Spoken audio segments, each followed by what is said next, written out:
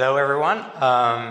So my name is Galanti, and today I will talk about some inductive biases in deep learning. So before I start, I just want to thank my colleagues that worked with me on this work. And yeah, so in deep learning, typically we have some neural network, right? Like some model that we want to train to fit some data set. So we have the model, like this architecture. We have some training data. Let's say we have ImageNet classification problem, and we want to train the neural network, let's say optimize it on the data to minimize some objective function, some loss function, right? And the most simplistic way of viewing this problem is like empirical risk minimization, right? Like we pick this architecture and we try to minimize it, and then the output of the algorithm is basically like a minimizer of this objective function, so some kind of a function that is able to correctly, let's say, classify all of the training samples in the training data, right? But in reality, this is not exactly what we do. We have a very specific learning algorithm for optimizing our neural networks, right? We typically use gradient-based optimization techniques like stochastic gradient descent plus regularization and so on, and we have different variations of these algorithms like stochastic gradient descent and ADAM and so on. So there might be like a difference between what we would theoretically learn with empirical risk minimization and stochastic gradient optimization based methods, right? We could find many different solutions to this problem. And this leads to a variety of questions about optimization, about what we learn with neural networks and so on. And the type of questions that I'm curious about in this work and in other works as well is kind of like what kind of structure emerges during training, okay? So we learned some set of weights, right? We have these parameters here that we call weights, and we learn representations of data. So this is kind of like the functions that we compute in intermediate layers of the neural network. And the question is, what is the structure here, right? Like, can we say something interesting about the weights that we learn? Can we say something interesting about the representations of the data in the intermediate layers? Okay, and beyond that, maybe understanding these properties could lead to a better understanding of how to properly optimize neural networks and design architectures and things like that, so we can have better compression or adaptation, transfer learning, and so on. So all of the efficiency type of questions related to deep learning. Okay? So for example, there is this question of compression in deep learning. Basically, when we think of neural networks, we try to train a very large neural network. In practice, we know that training large neural networks is a good idea. We're able to fit the data better, and there is also some kind of work related to generalization when it comes to large neural networks. But they're very large, right? Large neural networks are large, which means that they're heavy computationally. And at inference time, maybe we want to apply the neural network many times, right? So if we think of something like an application like ChatGPT, where people use it a lot, we want a lightweight model instead, right? So at inference time, we might prefer to have a much smaller model. And fortunately, in practice, we see that neural networks are highly compressible. Okay, so there are many different ways in which neural networks tend to be compressible. For example, we know that when training neural networks, in many cases, we see that many of the weights are very small, close to zero. So essentially, we can prune them and still get a very good neural network that approximates the solution that we found.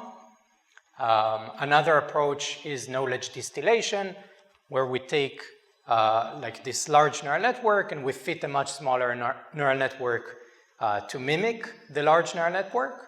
Okay, so we get compression this way, and that works as well. And another approach is to take advantage of low rank structures in the weight matrices. Okay, so we know that from empirical observations that the weight matrices in the different layers of the neural network are not necessarily full rank. Okay, so essentially we can take these matrices and represent them in a more succinct way using UV decomposition. Okay, so we can save parameters this way. Okay, so these are all very interesting observations. And the first question I want to ask is, why should we care? Okay, does anyone have any ideas? Not everyone at the same time. Okay, so I kind of mentioned it already, but basically there is this efficiency question, right? Like we want to use as few memory as possible, right? Like large models require lots of memory and so on. The second thing is faster inference. So when we have a pruned network, a much smaller network, we can run it much faster. And another possibility is faster training, right? If we're able to, for example, prune the network after 10 epochs of training very quickly, then we might continue training from that point. So we have a much smaller model to train from epoch 10 instead of epoch 300. Okay, so this is a very important question. And the question is, why should we have a theory to understand this phenomenon? Why should we care about understanding why that happens and when and all of these questions? Okay? And the reason why I think it's important is because, okay, we have these observations, we know that neural networks are generally compressible, but can we control that? Can we design the optimization method, the architecture, the data, whatever, such that we can ensure that the model that we end up with will be more compressible or less compressible and so on. So we want to have some better insight of what's happening there. Okay, and the questions that come up out of it is why something like that happens, right? Is it because of the optimizer? Is it the regularization? Would it change when we change the regularization? Maybe both, the interaction between the optimization process and the regularization and so on. Maybe it's the actual structure of the objective function, the critical points of the problem that we try to solve. And also, to what extent does it depend on the architecture and the data and so on? So this is the type of questions that I think are important to have a better understanding of how to control these kind of properties. Okay, and that was not the first work around that area in this field. There are several papers that try to have a better theoretical understanding of these kind of properties. One, for example, from 2019 is the G and Tilgalsky paper that tried to prove some kind of a low-rank bias in deep learning. Okay, so suppose we have this linear model, so we have a deep linear model, and the objective is to minimize some logistic loss or exponential loss with gradient flow, which is an algorithm that is similar to stochastic gradient descent. Then each one of the weight matrices converges to a rank 1 matrix, okay? But the problem is that we have this result under the assumption that the data is linearly separable, okay? So if the data is linearly separable, we get that each one of the layers is of rank 1, okay? So we trained a model with large dimensional weight matrices, but we end up with a very low dimensional matrices, okay? So this is a very nice result, right? It's a very strong result. We get rank 1, we couldn't ask for more, but the problem is that we make very strong assumptions, right? We assume that the weight matrices, that the neural network is linear. We don't have activation functions, so it's very inexpressive. But also we make a strong assumption that the data is linearly separable, okay? Another paper in this line is the Timor et al. Paper from 2023. So suppose we have a ReLU neural network. So now it's a much more interesting model. And the objective now is to minimize the square norm of the weights subject to fitting the data. So we want to find the solution to minimizing the squared norm of the weights subject to the model fitting each one of the training samples. Okay, and we also make an assumption that with k layers we can fit the data perfectly. Okay. Then at the global optimum, all of the top layers above the kth layer are of rank at most 2. Okay, so we get this nice result saying that the top layers are going to be low rank as long as the bottom layers are sufficiently expressive. And again, this is also kind of like an unrealistic setting. First of all, this is not something that we typically do in practice. It's not clear how to even optimize that objective.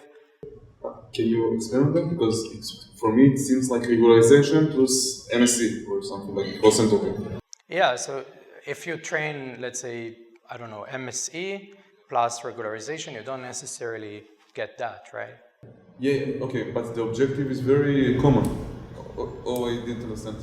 So the objective here is to minimize this quantity. Oh, okay, so it's the opposite of the normal. Yeah, okay. Yeah. It's like the dual thing. Yeah.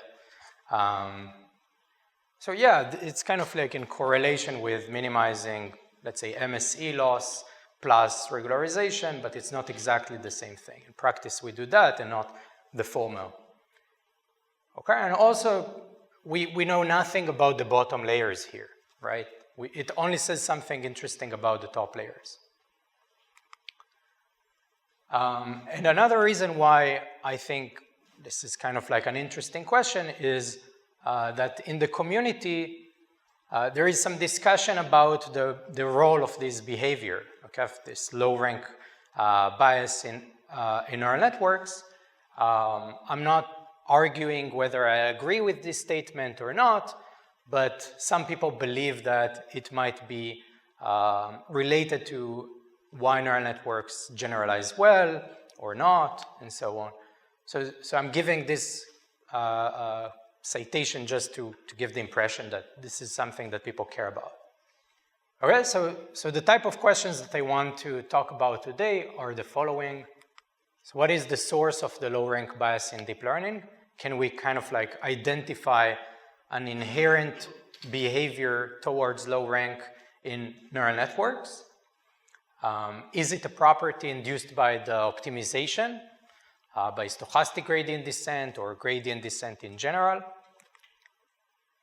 To what extent does it depend on the training hyperparameters? Okay, so if we know that it depends on the, let's say, batch size or the learning rate and so on, we might be able to control the degree of this bias, right? Like we can ensure that the model has a lower rank and so on.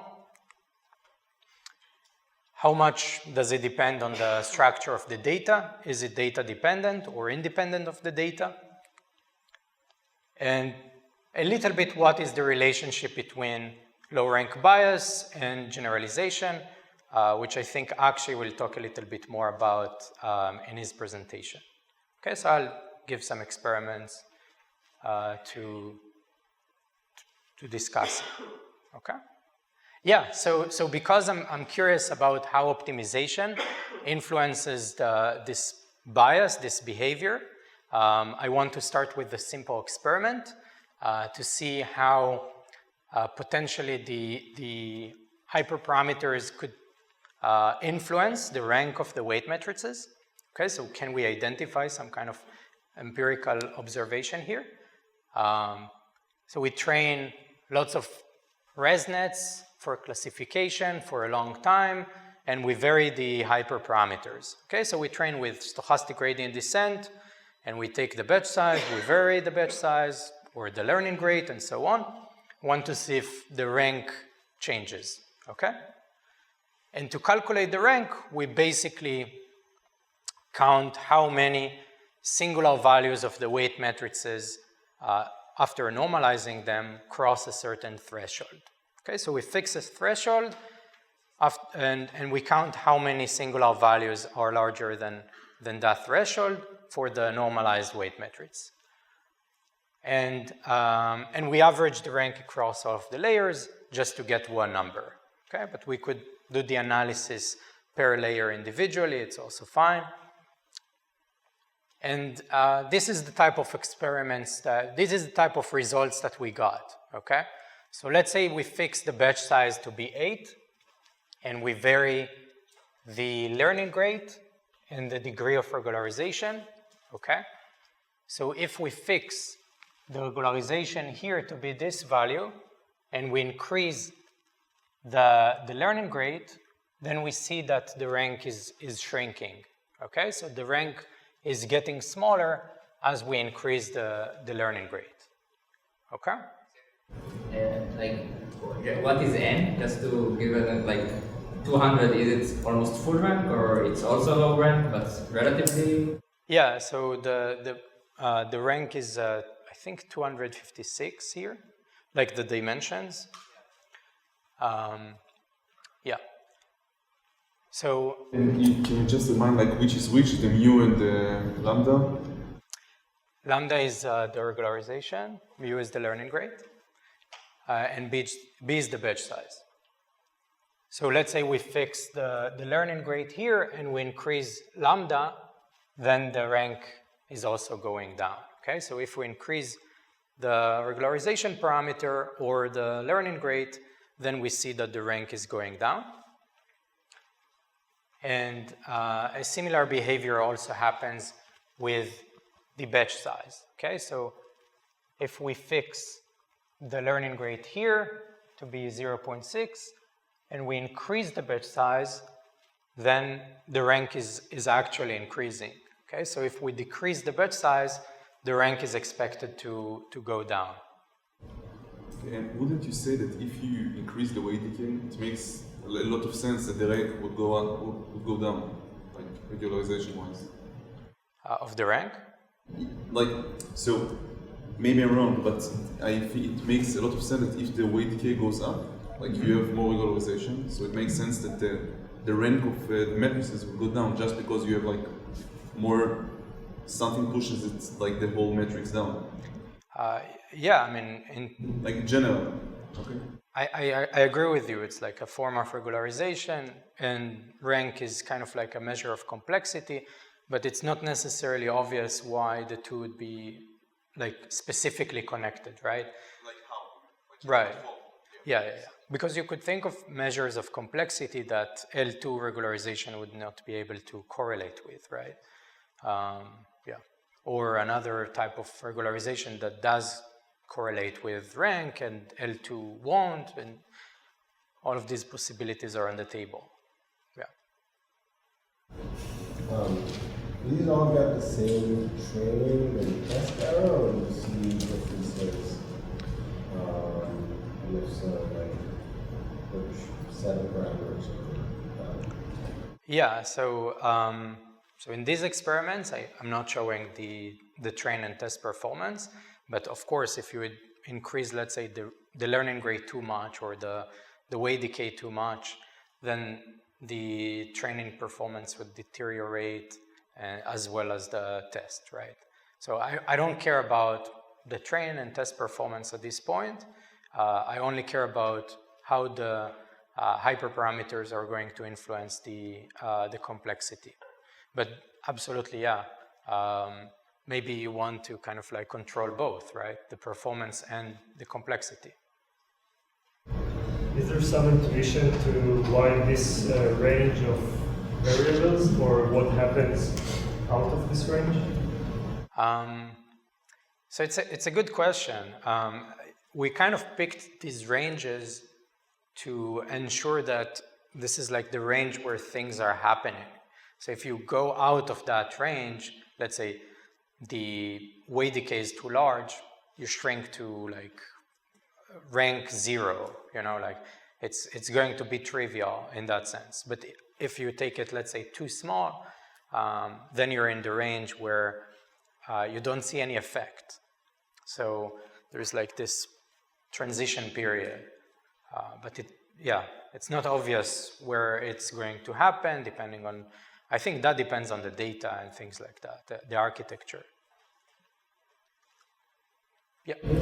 I was wondering if you're going to talk more, maybe you're going to talk about it, but what the intuition would be of like why like having like a small batch size plus a high learning rate, like how that would be related to rank. Is that something you're going to talk about? Yeah, I'll show like a theorem with a proof and all that. So yeah, I hope that it will be self-explanatory, but I'm happy to reiterate that question if it needs clarification.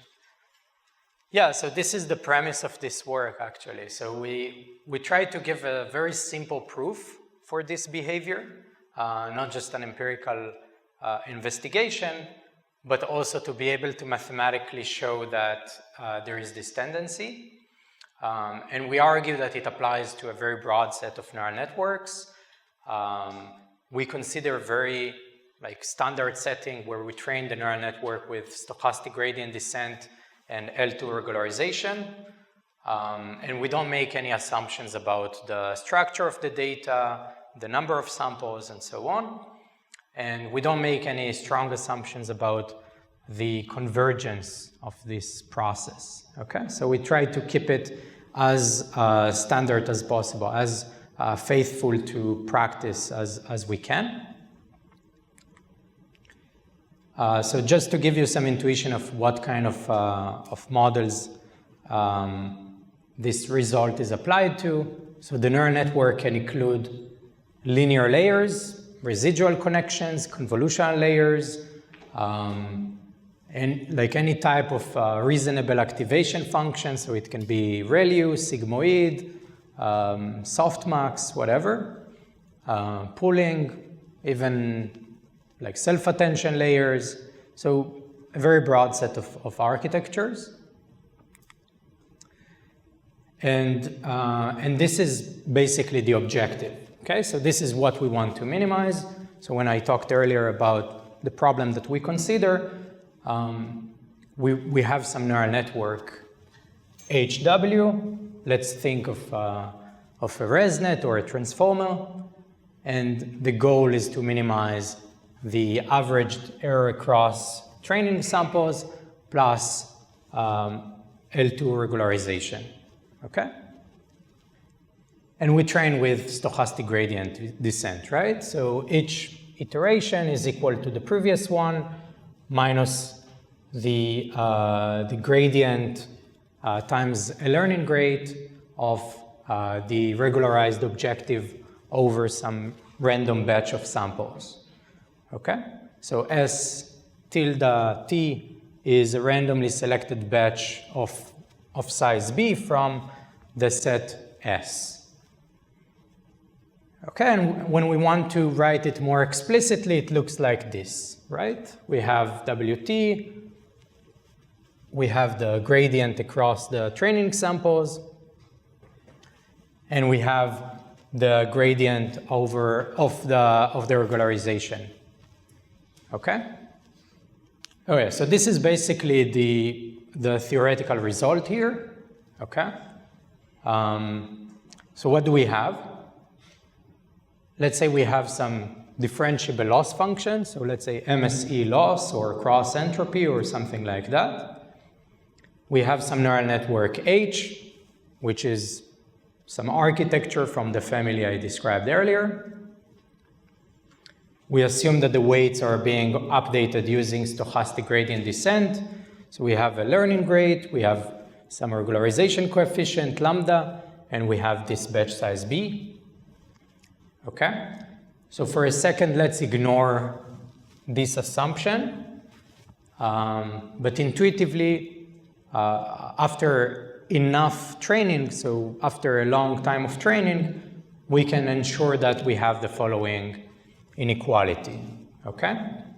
So basically we can approximate the weights at layer I, okay, so I is the layer, at iteration t, with some low rank metrics up to an approximation error epsilon, okay?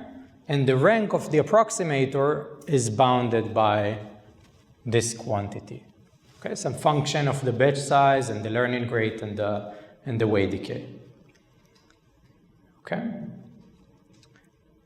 So I'll go over it again. We have the weights at layer I. After t iterations, we normalize it, and we look at if we can approximate it with a low rank matrix, and we can get this kind of approximation with a low rank matrix with rank at most b times log of 2 over epsilon over 2 times lambda mu, okay? And basically this kind of predicts these observations that we saw earlier, right? If the batch size is smaller, then the rank is smaller. If the learning rate or the weight decay are increased, then the rank is going to shrink and so on, okay? In the experiment before, it seems like there was some cases that the rank goes to 0, right? Yeah. Here, like 2 mu lambda is bigger than 1, right? Is smaller than 1 because of your assumption, right? Maybe Okay. it's not the same assumption, but I'm not sure. And b is bigger than 1, so I guess the minimal rank should be 1 here, or maybe log 2. Yeah, it's a bound. It's not necessarily tight, but yeah, I mean, on the region where it applies, it's correct. So here the minimal rank should be something like b log of 2, so it cannot go below it, right? Right. Yeah. Yeah. So this result cannot say, for example, that if you increase the learning rate or the weight decay too much, you'll go to 0. It just tells you it's going to be at most something, which might be actually large. But yeah, we cannot, like, with this result, we cannot say like everything. I just want to emphasize that this is not like a trivial thing, right? Like if I have a neural network with like, let's say 1 million, okay, or 1 trillion, then because this quantity is independent of the dimensions, then it's going to be not trivial in these cases. Yeah, but generally it's a loose bound. The if, are we not going to see the condition?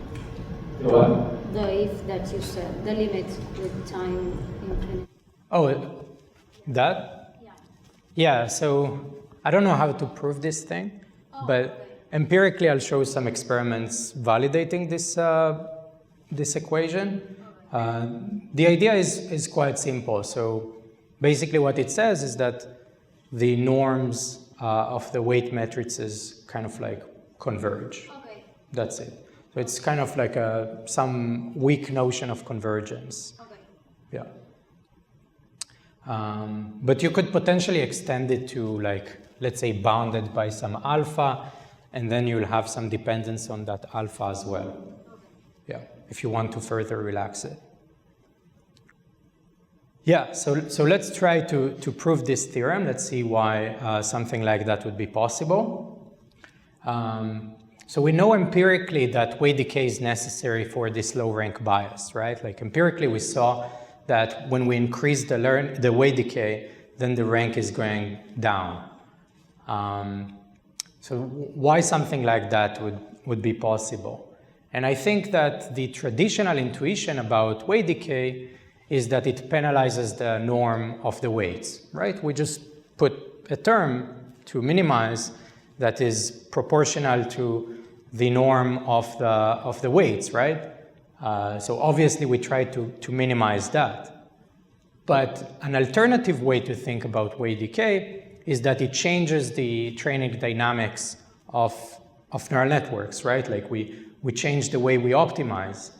And what I want to argue is that it controls how quickly we forget past iterations. Okay, so if we think about the optimization, then let's say we have iteration t. I want to argue that iteration t depends on a suffix of the past iterations, but it very weakly depends on what happened at the very beginning of training. So we quickly forget past iterations. So let's try to see how that works out mathematically. Okay?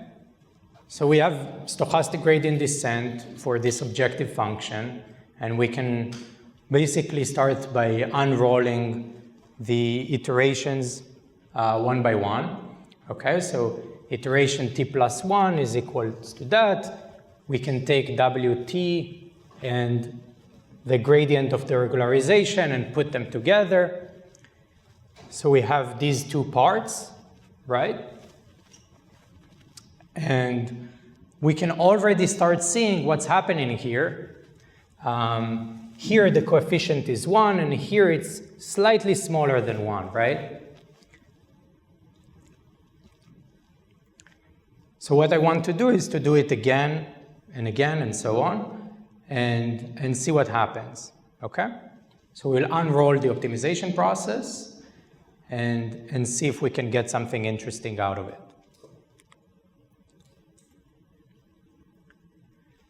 Okay, so that was the first iteration. Now we'll apply the same process within this quantity, okay? So we'll rewrite that using this equation when applied to t, okay? So this is exactly this thing. This 1 minus 2 times blah, blah, blah is this quantity. And here we have this gradient, okay? So when we put everything together, we get this equation, okay? So we have a dependence on wt minus 1. Now we have like this coefficient, but it's squared instead of to the 1.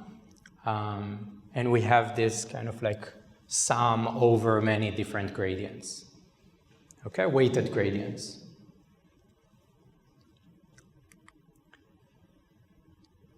And if we do it k times, okay, so in general, when we unroll k iterations backwards, we get the following equation. So we can represent t plus 1 as a function of t minus k times some term that exponentially decays with the number of iterations we went backwards, okay? Minus some mixture of gradients, right? The sum over many different gradients with different coefficients. Okay, so if, for example, we assume that the norms of the weight matrices converge, okay, which is this assumption that I mentioned, so let's say it converges, then from some iteration t onwards, if I fix k, let's say k is 100, then the norms of that and that should be very close to one another, right? The ratio between them goes to 1. So this is much smaller than that in terms of the norm. Okay? So basically, if this is significantly smaller than that, then this thing should be approximately that. Okay? So we basically go k iterations backward, okay? And then we can say, well, this wt plus 1 is approximately this mixture of many gradients, okay? And this is exactly what we do here. And now the question is, okay, how should I choose k such that the approximation will be at most epsilon, right? I want to get approximation error epsilon for that weight matrix. Then I want to to pick k such that we will get epsilon distance. So that will be significantly smaller than that, smaller enough to ensure that the approximation is epsilon. And for that purpose, we can just pick k to be this kind of quantity. Okay? And that gives us this first step, which basically says, well, the weights at iteration t can be approximated by the suffix of the iterations, okay? So all of the training up to t minus k is essentially irrelevant, and we are left with the suffix of training. And now the question is, okay, what is the rank of this quantity, right? Look, we know that our weights can be approximated by the suffix of the training. What is the rank of this mixture of many gradients? Okay, and I just want to make a remark. So far, we didn't make any assumptions about the data or the architecture or anything like that, right? So now, so I just want to say we didn't make any assumptions about the architecture so far or about the data. Yeah, and now the question is, what is the rank of this sum of gradients? And for that, basically we proved that the rank of each iteration is at most 1. Okay? So if I take the gradient of the loss function with respect to any weight metrics in the neural network, then the rank of that is bounded by 1. Okay? And that applies for a very wide range of neural networks. So any neural network that can be represented this way. Okay? So basically, let's say we have the Lth layer. Okay? So it's some matrix WL times everything that comes before that layer, and then we have something on top of that. Okay, so that's G. Okay, so we can rewrite H as kind of like a multiplication of the metrics by the layers below, and we apply some layers on top of it. Okay, so for example, with fully connected neural networks, these could be the bottom L-1 fully connected layers, all of the layers below. Then we have the Lth matrix, that's WL, and then we have, let's say, sigma, WL plus 1, and so on and so on. And that is captured by this GW, okay? So that's the type of architectures that we have, but it can also be applied for residual neural networks and transformers and so on. Okay, and the proof of this lemma is also super simple. Okay, so basically an application of the chain rule. Okay, so we know that H can be written as this GW over Z, where Z is whatever is inside, so WL times the previous layers, okay? So by the chain rule, we can take the gradient with respect to Z, and then Z with respect to WL, okay? And this is exactly what we get here, okay? So we have the derivative with respect to Z times the derivative of that with respect to WL, which is U transposed, okay? And this is just the product of two vectors, which is a matrix of rank 1, okay?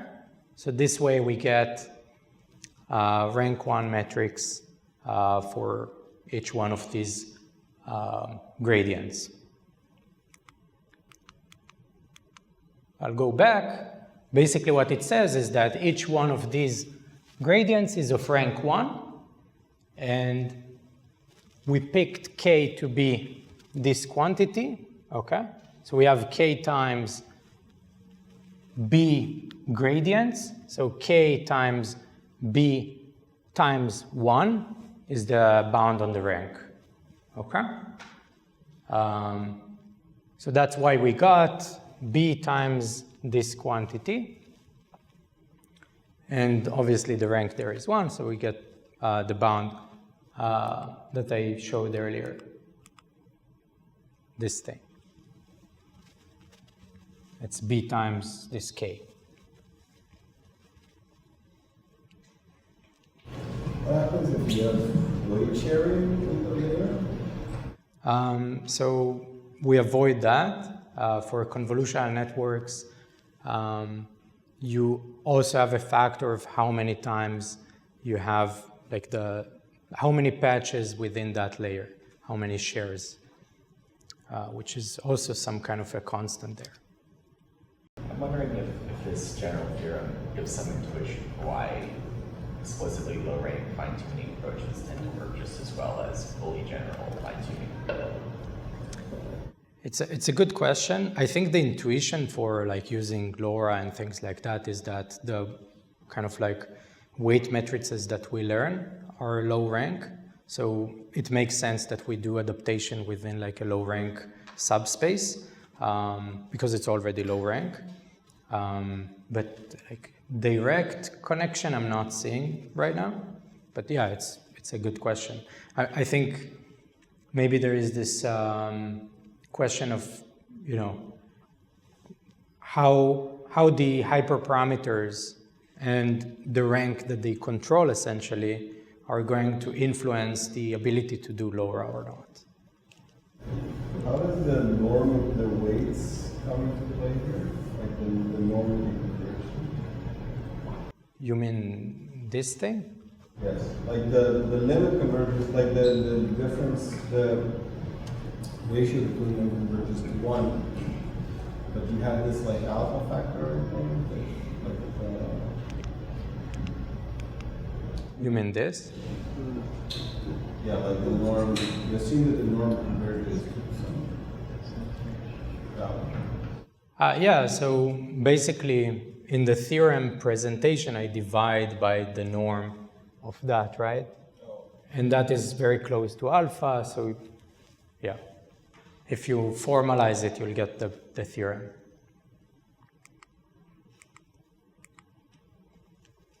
Yeah, here.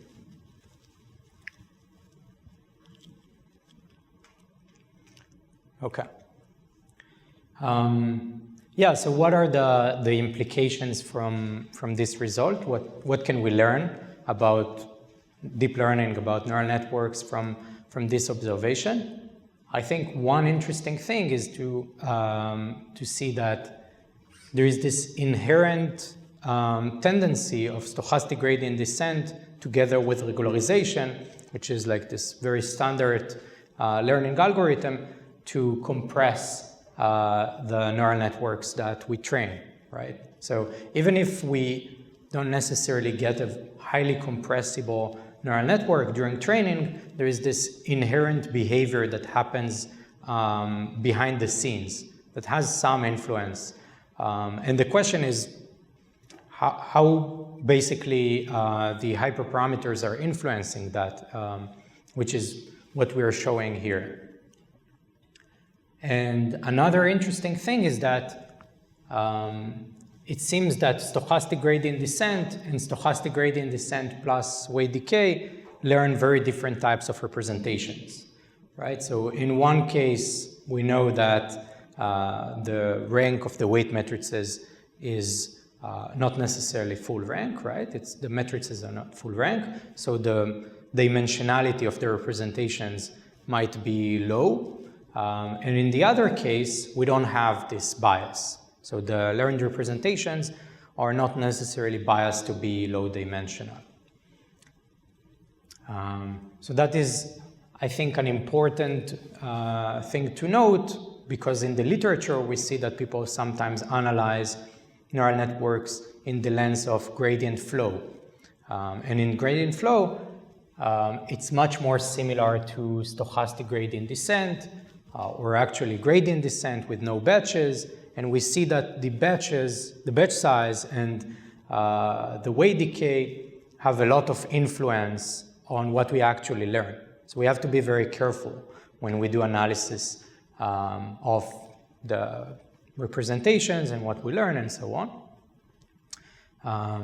Another thing is that the ranks are controlled by the hyperparameters, right? Like we can actually tune the hyperparameters to ensure that the neural network is going to be more or less compressible.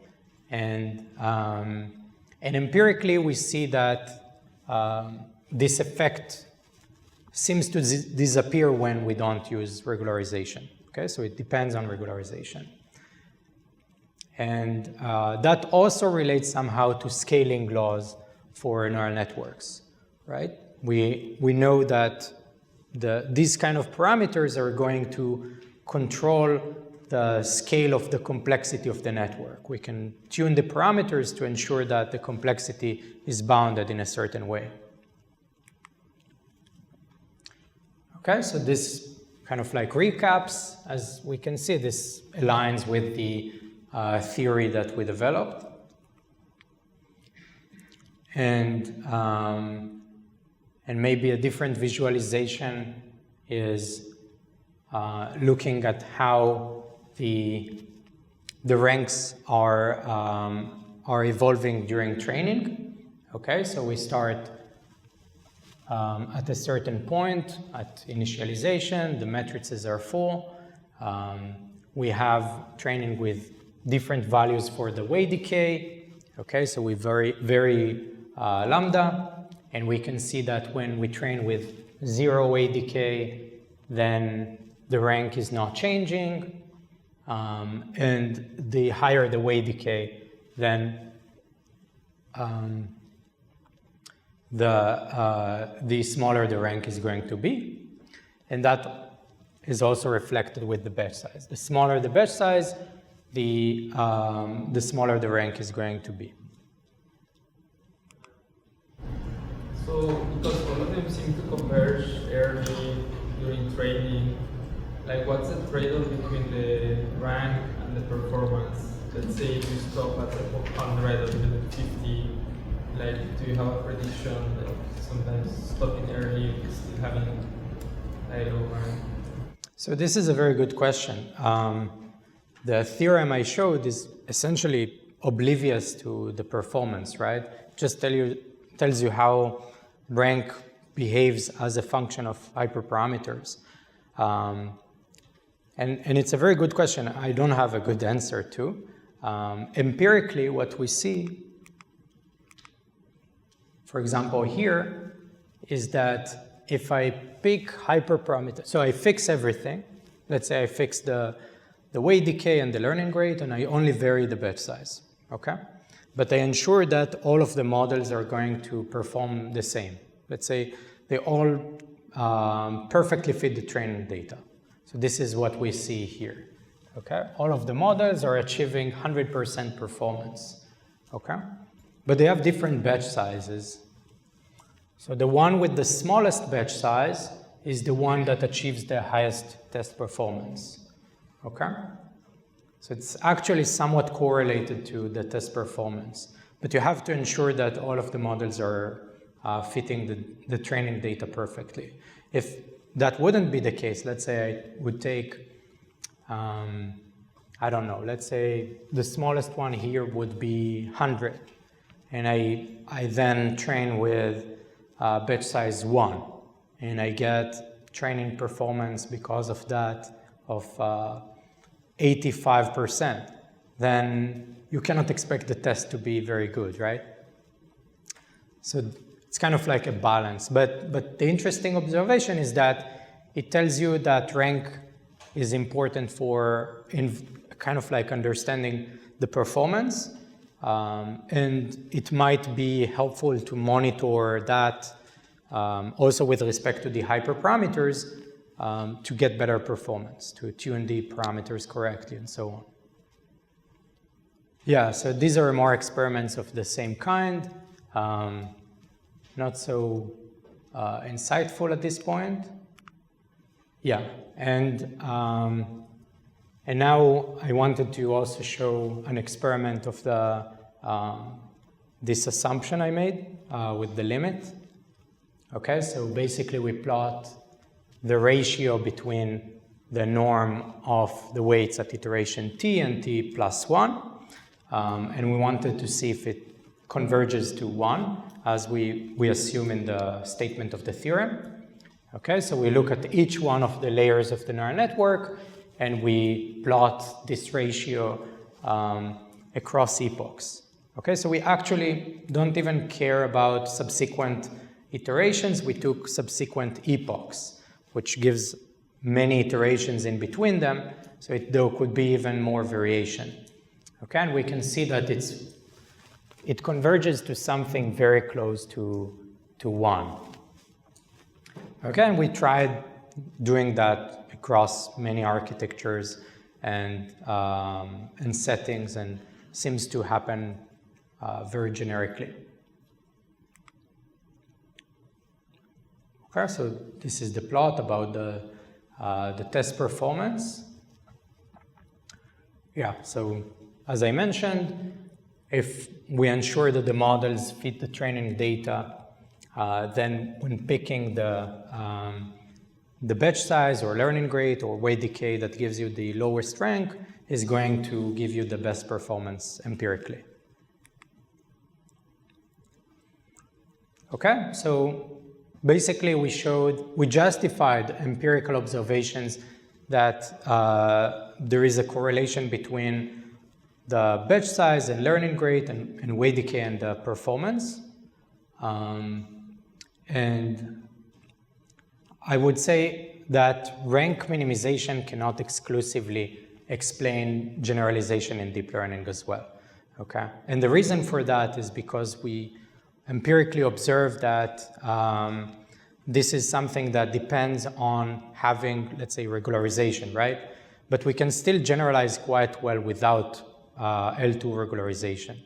So I personally don't think that rank minimization is the reason why neural networks are generalizing well, even though that was kind of like a hypothesis that was raised in the community. And to conclude,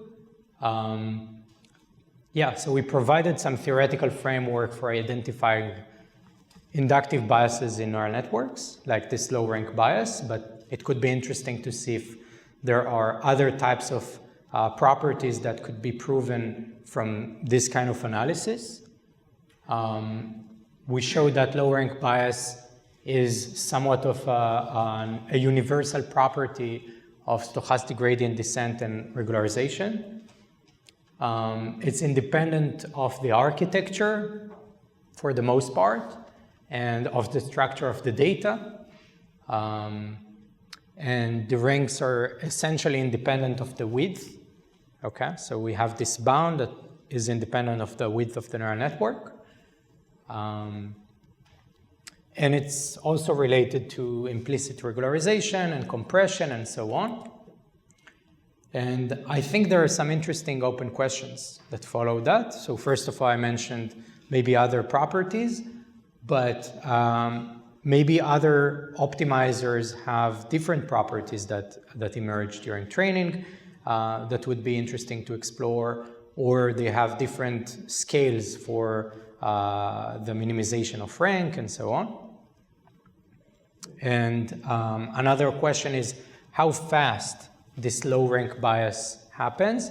So when can we say that the rank is convergent? Okay, so is it after 100 epochs or 500 epochs? That could be crucial for, let's say, compressing the neural network at the right time and continuing training from that point onward. And that is also related to translating this kind of behavior into regularization and compression techniques, right? So we saw that the test performance is somewhat influenced by this behavior. Can we take advantage of that to do hyperparameter selection in a more smarter way? Yeah, so I'm done. Thank you.